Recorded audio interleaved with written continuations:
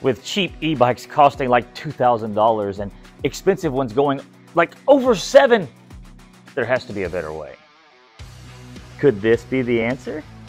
Let's find out.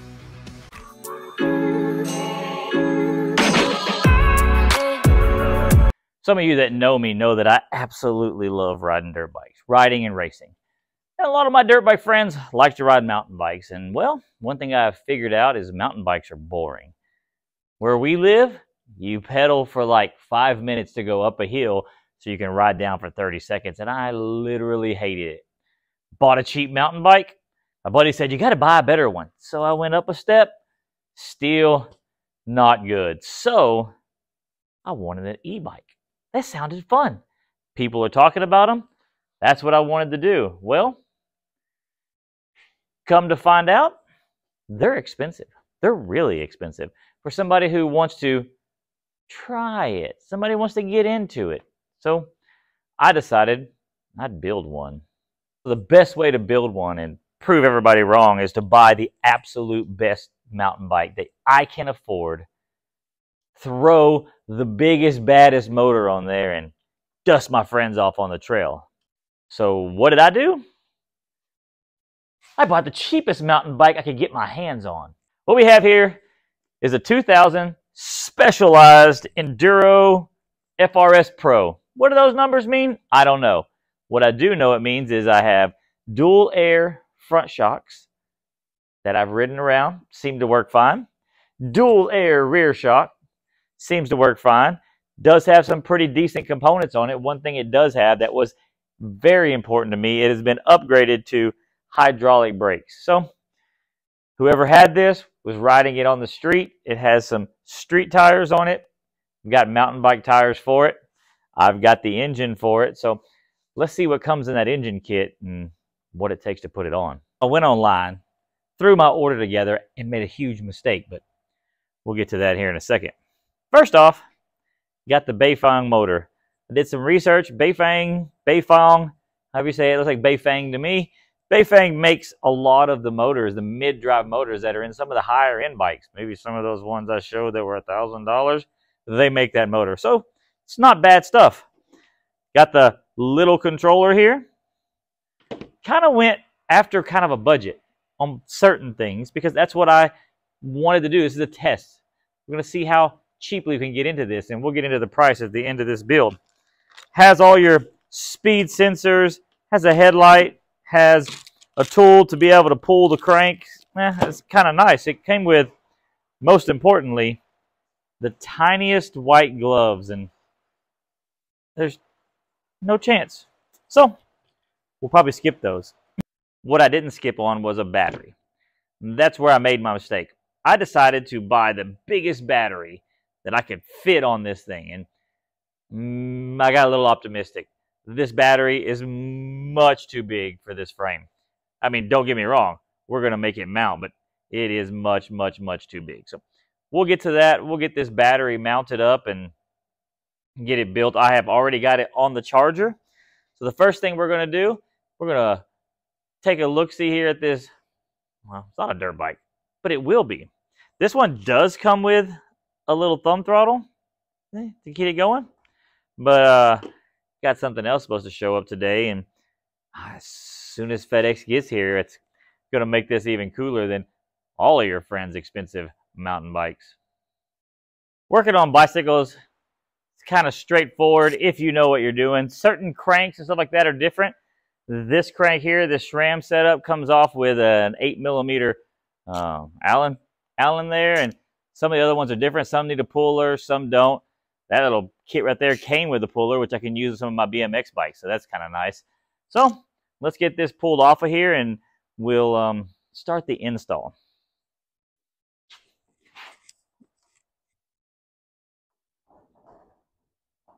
I'm going to lock that out, take the tension off.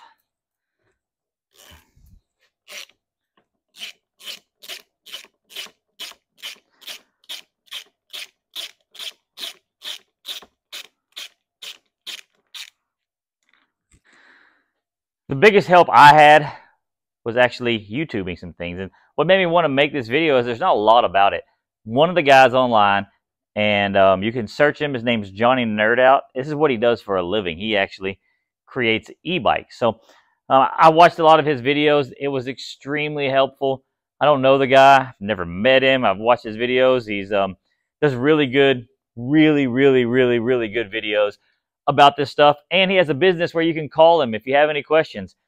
I just sent it because, well, that's just how I do things. But if you've got questions about what motor to get or what power you need, like I said, go to his YouTube channel. It's Johnny Nerd Out, and check him out. All right, first thing we got to do is make sure this thing fits through. Oh, it does. There's some spacers that go on the back. If there's any kind of contact between any of this big ring gear that runs off of the motor to the frame, to any moving components, you want to make sure you check that out. Mine does not need that, so looks like all I've got to do is get it bolted on and get the wiring in. I decided to go ahead and take a gander at the instructions, and great cover. You open it up, the quality of the pictures is great. The thing that I do not like is these codes here. It's like, I don't remember what they're called, and you scan them with your phone and look at them, and well, I use my phone to shoot videos, so I guess we're just going to send it and see if we can figure out how it works, because just way too much information on there. If you've watched any of my other videos, you would know I'm not the biggest fan of this Chinese hardware, shall we call it. But this, it's actually a good bolt, 12.9. One thing I don't like, it comes with these little lock rings like this that are split rings. I think we're going to skip those and we'll go to a little Loctite. As you can see here, this bolt right here goes in, but when you screw it in, there's a gap. Johnny on his video said that there's spacers that go there. Mine did not have the spacers, but it came with a bunch of these, which I said are obviously not good. And I would definitely not stack those for your spacer. Luckily, me having a shop, I have about a zillion of these. Always have more washers. When you go buy washers, when you go ahead and buy the 10 packs, the 100 packs. They're so much cheaper to do it that way, and then you have them when you need them. We got those in there just kind of hand tight. We're going to bring this motor up. It does come with a spanner wrench that fits this tool for both of the lock rings. So yeah, now we get a little soft mallet, hammer this up tight. This doesn't have to be super torqued on there, but we do not want it to slip. So we'll tap it on there, and obviously we'll be double checking that torque after the first ride. Let's get these bars stripped down and start making room for all of our accessories. The nice thing about this is it is hinged. If you're not replacing your grips, you can, looks like, just take this off and just snap it on. All right, we're at the point where this build diverges from most all of them. This is designed to go in the frame like so, like so, like somehow. Unfortunately, me saving money is going to cost me time. I'm going to have to build a bracket across here that this piece can live on and have it bolted down so the battery can be locked in place. So yes, this diverges from the design of this, but I think it'll work. All right, don't know how well this is going to work, but I built this. It's metal, bolts to the frame, and I got these for extra support. This is not even tightened down yet, and as you can see, it's just hand tight, and it's tight on there. So I think it's time to turn on some power. All right, here we go. Power switch on.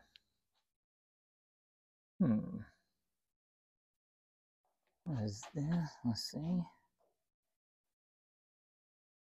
Oh, it says hello. Let's do this peel. Oh, I hit the throttle. It moved. That's that. That's 2, 3, 4, 5. I don't know. Let's see what 5 does. Oh. All right, now it's time to get these wires buttoned up, get everything finished. I do have the gear thing to put on. I'll show you how I do that because I want to make it cut when you select gears. I think it'd be better for the drivetrain. But yeah, and we'll pull this off. I'll show you what it looks like when it's off, actually. The battery is not locked on right now. Turn it off. Battery comes off. There's my little bracket. I'll unbolt this, pull this off, paint it, clean it up, bolt it back on, and then we get to see what this thing will do outside. If the rain will stop, but I'm not riding it in the rain. I don't want to get wet. And tires should be here. And the thing that I did order, hopefully it's here soon. This has this little thumb throttle. I got a twister on the way. So, all right, let's get these wires buttoned up. Let's get that gear shift dilly-ma-flopper on and maybe give her an old test run. All right, a little bit of ingenuity. I got it bolted to the top using stainless steel hardware. Rev nuts there. So in case anything strips out, I can always replace it. Bolted there and there. And with the battery bracket on, let's see. The quick connect works perfectly. It's not ideal, and I may have gone overboard with the battery and didn't get the seat straight. But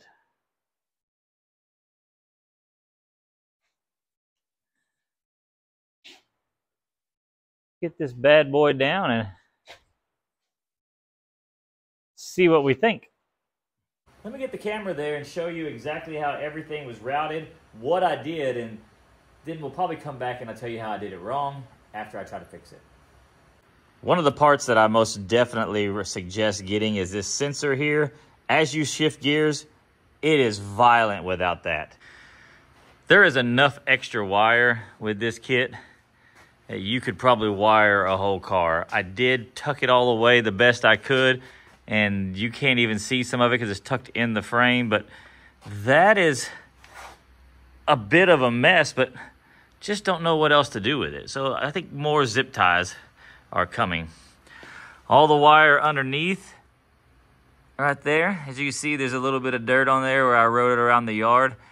I believe I need to build a skid plate to go underneath that, something to protect those wires.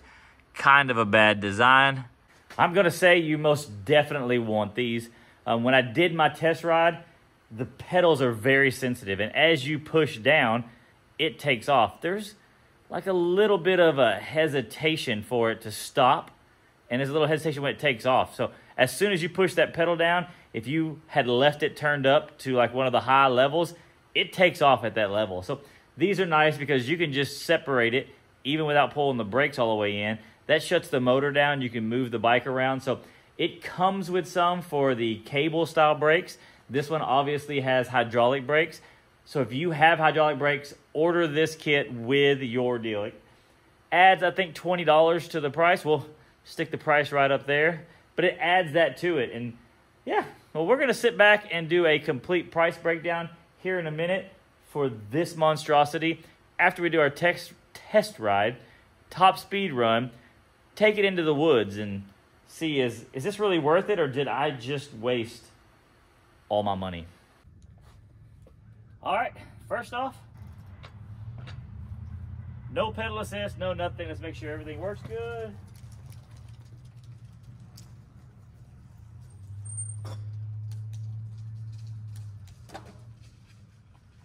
Gears should fine.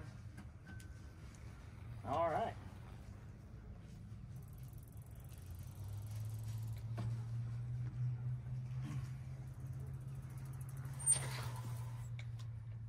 All right, pedal assist 1. Brakes are working. Whoa! Holy crap!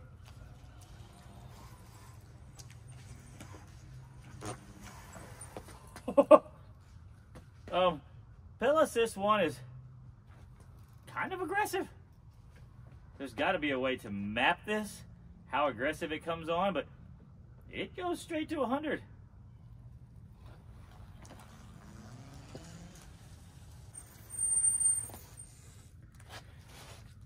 I do have a bigger front sprocket order because I need to move the chain over a little bit. It's supposed to be here, I believe, tomorrow. As of right now, I could probably start off in top gear. Matter of fact, let's try shifting gears and see what happens.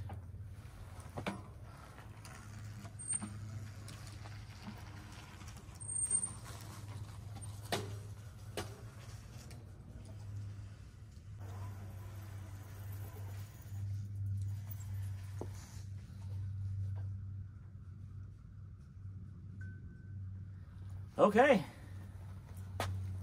Yeah, the bigger sprocket is really going to help because as of right now, I can start off in the top gear. I haven't even used the throttle yet, but I can start off in the top gear with no issues whatsoever, and it just takes off. So it's kind of abrupt. I haven't ridden other ones, but you get to pedaling, and as you push down, you get about 1/4, 1/8 of a rotation, and then it kicks in, and it helps out a lot. And I'm just on 1.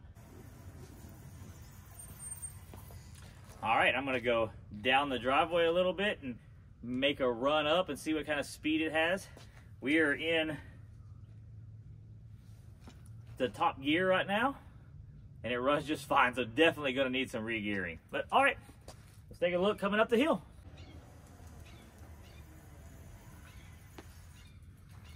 Topped out at 11 miles an hour in 1, so we're gonna go try 2.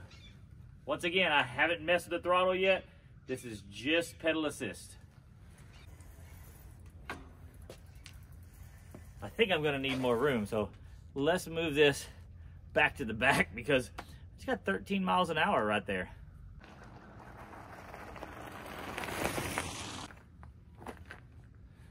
I don't think my driveway is long enough for a full top speed run, but we're still getting spots of rain, so just come down here to the Pitbike track. We'll do some laps here, take some video, and see how this thing does in the dirt on a Pitbike track. Now, time to use that throttle and actually have some fun.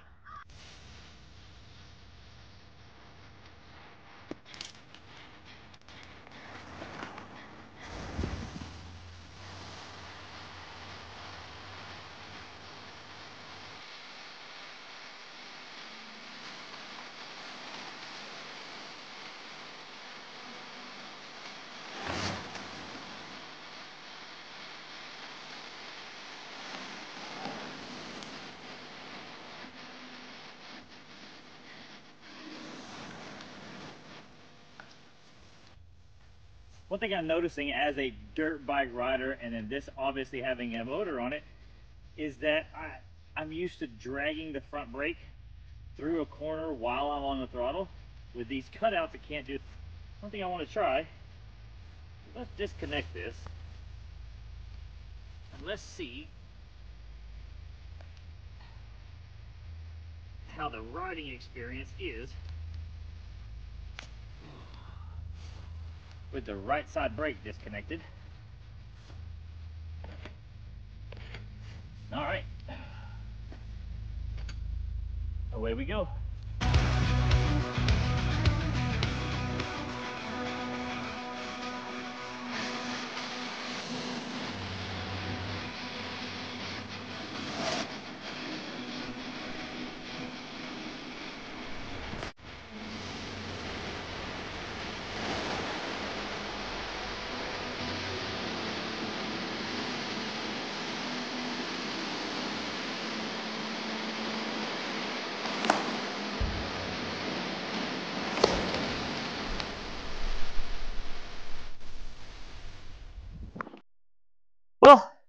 It's a very interesting riding experience, to say the least. As you can see, it's wet. It started raining on me, so I did not get to do my full range test. As of right now, I put 4.7 miles, and all of that was just with the throttle. I reset everything, did my pedaling test ride that you saw, and then reset everything and with the throttle. I did 2 mile, mile and a half, just going down the road, making sure everything works, and then took it to the trails. And as you saw, it's quite fun. So the question I posed was, can you use this Bafang motor and build an affordable version of an electric mountain bike? And the answer to that is unequivocally yes. Did I waste my money? No way. This may be the smartest purchase I've ever made. Probably not ever, but one of my top purchases, I think. Everything works flawlessly. The system is amazing. The engine, powerful as you can need. It's going to work perfect for me. You do not need this big of a battery. Do not buy this big of a battery. I think I will be building another one here in the future, and I believe I'm going to build it with a smaller battery because, I mean, I don't need to go across country. Now, I was going to do a range test today. As you can see, this thing is wet. The reason why it's wet is because it's raining and it's cold, and I rode this thing with just throttle, no pedaling, for 4 miles in the trails where I was going up hills. I went on the road for like 1.5 miles, and it still shows to be full. It did blink one time off the full and then came back up. I am going to be surprised if I can't get 30 miles out of this thing, which is going to be ridiculous if it can get that much. But, I mean, hey, I built it to go ride trails, so we're going to find out. Now, a few things that I did, and I believe I showed you in the video. I disconnected this front brake. As a dirt bike rider, one of the things that I do regularly is dragging the front brake while on the throttle to make the front tire hook and turn in. It's a habit that you get into riding dirt bikes, and with that sensor on the front brake, when you grab it and pull it in and give it throttle, well, you have no throttle. So I'm going to leave it here. I haven't swapped these yet. I keep calling this the front brake. It will be the front brake, but I did take it off of that one because out of habit I was pulling it in. And I'm going to leave the sensor on this one, so when I pull the rear brake, it'll be like pulling in a clutch almost, and it will disengage the power to the engine. Another thing is these crank arms are too long for my needs. I have to look at some of my bicycles and see if maybe I have some shorter crank arms, and if not, I'm going to order some. For me, the way that I'm going to ride this is going to be 90% with the throttle, I would think. And so these crank arms are long enough that if they're down and you go over, they will hit. And it wasn't sketchy. I didn't get in any situations that I thought I was going to injure myself or have anything crazy happen. But I am going to make a shorter crank arm for sure. So let's get down to the nitty gritty. Was I able to build an electric mountain bike cheaper than I could have bought one? One that is at this level. Now, remember, back in the day, this was the top of the line, but it's not anymore. And so you could buy one of these at this level with this level of components for about, let's be honest, like $2,000, like $1,900. So I found some that were a little cheaper, but they had smaller motors or smaller batteries or not adjustable shocks and forks and stuff like that. So we'll say $1,900. And what did this whole process cost me? The Bafang kit with the big battery and all of that was $825. The brake sensor that you have to have when you have hydraulic brakes, you definitely have to have that. They are $20 for the set. The twist throttle, you didn't have to have that. I wanted that. Twist throttle, $20. Gear sensor, this is a must. Don't order that kit without ordering this. It makes it shift gears so much better. It was $24. I did buy tires and tubes for this bike. It had some really good tires if I wanted to ride on the street, like some really like upper mid-level street bike tires on it, like for, I guess you'd call it like want to ride trails, like groomed trails or riding on pavement. But they wouldn't work for me. So these tires, cheap tires, $61 for the set and tubes. And that brings me to the bike. This bike back in the day was the creme de la creme, the best bike you could buy. Now, it's 22 years old and it's showing its age. It does have good components on it. Somebody upgraded it to hydraulic brakes. Somebody upgraded the derailleur to a good SRAM setup with a good shifter. So I spent $200 on the bike. I figured that was a deal. That's just my thinking. It was a deal. That brings me to $1,150. So I saved $800. That's basically the way I'm going to look at it. I saved $800. I have a very ugly, highly functional electric mountain bike. If you already have a bike and you want to do this, you can build this a lot cheaper. You could just buy the kit and install it plus the derailleur. You can get the kits with a next size down motor, next size down battery, and be $800. So it's very doable. I'm extremely happy with this bike. I'm sure I will be upgrading the actual bike itself and moving these components over to another bike. But yes, I was able to build an electric mountain bike cheaper than I could have bought one. So in the end, we have some more testing to do. So make sure you subscribe. I don't usually try to get people to subscribe, but if you want to see just how long this motor can run with this battery, and I'm talking about on the road, we're just going to twist throttle it. We're just going to hold it wide open, go down main roads until I drain this thing to no power whatsoever, or really close. Hopefully I can make it back. I don't want to pedal. But if that's something you want to see, go ahead and subscribe, because I've got the next video should be a long-term, at least, let me try to think. Yeah, the next video should be a long-term, how long will you be able to ride this bike before the battery dies on it, and how many miles can we get out of it. So already got 4 miles. Not going to charge it until it's dead. No, I think I am going to charge it. I want to give y'all a real world test. So we're going to charge it up completely. I'm going to hit the road and just wide open and see how far can we actually go with a full charge on the monster battery and the 750 motor. Stay tuned. Thank you for watching, and yeah, stick around. We got a lot more fun projects going.